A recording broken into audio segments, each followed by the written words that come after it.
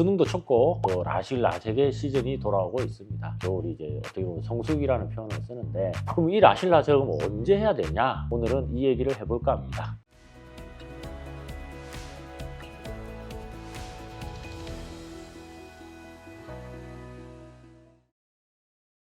안녕하십니까? 밝음 나눔학과 김영준 원장입니다.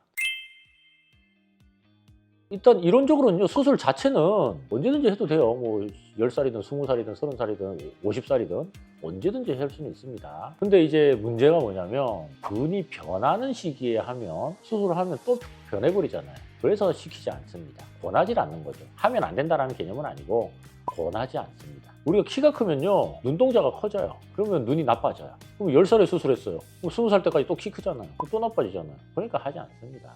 성장이 완전히 멈췄을 때 그때 수술을 시키고요. 만 18세부터는 거의 뭐 99% 가능하다라고 얘기합니다. 근데 그거는 뭐 저희가 만 18세라고 얘기하는데, 사실 뭐 여자들 같은 경우는요, 중학생 때 이미 다 컸고요. 그래서 16살부터 키가 하나도 안 큰 사람 있죠. 그런 애들은 17살, 18살에 수술해도 됩니다, 사실. 늦게까지 크는 사람도 있어. 군대 가서 키 더 컸다는 얘기 가끔 있죠. 뭐 남자들은 조금 더 늦게까지 크는 사람들도 가끔 있습니다. 일반적인 이제 기준은 만 18세라고 생각하면 되고, 근데 이 만 18세가 기준이 된 이유는 방금 말한 대로 성장과 관련이 있는 겁니다.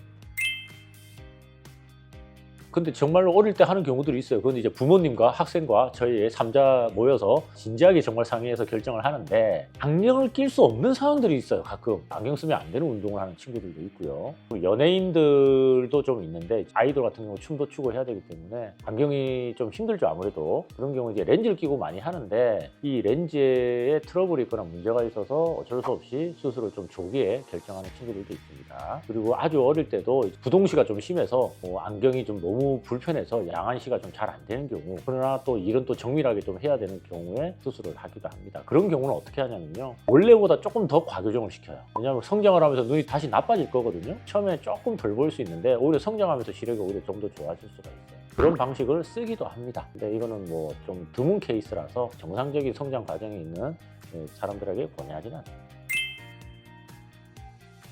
체크를 해야 사실 좋은데, 체크를 정확하게 하려면 병원에서 기록을 해놔야죠. 좀 빨리 하고 싶다 그러면 성장 과정에서 이제 그 수치 변동이 없으면, 아예 변화가 없는 2년 정도 지났을 때는 나이와 상관없이 수술을 하셔도 됩니다. 대학생이나 직장인들은요, 어차피 키가 다 컸을 테니까 아무 때나 하면 되는데, 라식 계열, 뭐 이렇게 스마일 라식이나 일반 라식 같은 경우는 그래도 시력 회복 기간이 일주일 정도는 생각을 하셔야 됩니다. 하지만 거의 90% 이상은 뭐 하루 이틀 만에 회복이 돼요. 일반적인 웬만한 생활이 다 될 정도의 회복은 하루 이틀 만에 됩니다. 그래서 라식을 생각하시는 분은 그냥 토요일날 수술하고 월요일날 출근할 수 있으실 거예요. 근데 라섹은 이제 우리가 각막 상피가 벗겨지기 때문에 이 상피가 치유되는 시간 한 48시간에서 72시간이 필요하고, 그래서 넉넉 잡아서 3일 정도의 아예 휴식 기간이 필요하고, 정밀한 작업은 최소 2주 이상의 이제 시간이 필요합니다. 최소라는 거는 저도 알 수 없다는 소리예요. 2달까지도 생각하셔야 됩니다. 완전히 치료 회복되는 게 빠르면 2주, 오래 걸리면 2달이 걸리기 때문에, 인생에서 정말 중요한 일이 있다 그러면 정말 한 달 이상은 정말 시간을 두고 준비하셔야 되고, 일반적인 사무직 정도, 뭐 엑셀 작업 정도 하시는 거는요, 라섹도 한 일주일 지나면 보통 다 하고요. 근데 생각보다 금요일날 수술하신 분들이 월요일날 출근을 하세요. 다들 정밀한 일을 안 해도 되시는 분이거나, 아니면 뭐 가서 앉아만 있어도 되거나, 정밀하지 않은 몸으로 하는 일 같은 경우는 당연히 뭐 3일만 지나면 할 수는 있습니다. 근데 혹시나 건축 도면을 본다든지 바느질을 한다든지 용접을 한다든지 조금 정밀한 일을 하시는 분들은 시간을 좀 여유 있게 두실 필요가 있습니다. 그래서 방학 때 하고 휴가 때 하는 거예요. 설날, 추석, 이 명절 직전에 정말 많이 하십니다.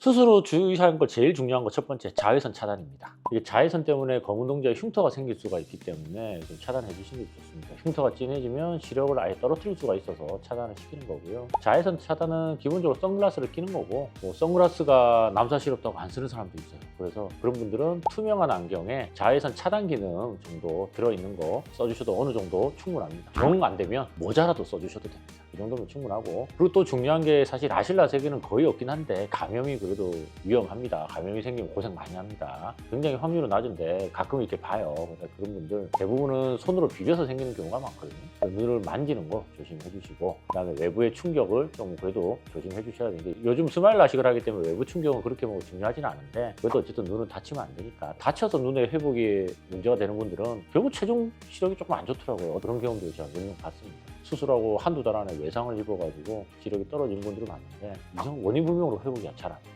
그런 분들도 있어요. 그래서 그것도 조심해 주시면 좋을 것 같습니다. 자, 수술의 최적기는 언제일까? 특별한 건 없습니다. 그냥 성장만 완료가 되면 자기 생활에 맞춰서 하시면 됩니다. 성장이 한 2년 정도 최소한 그래도 이루어지지 않고 있다. 성장은 키죠. 그냥 잘 우리가 볼 수 있는 거 키예요. 키가 안 크면 눈도 안 큽니다. 그러면 눈 변화도 거의 없습니다. 우리가 약간의 미세한 변화는 뭐 항상 있는 거고, 그것까지 고민할 일은 아니고요.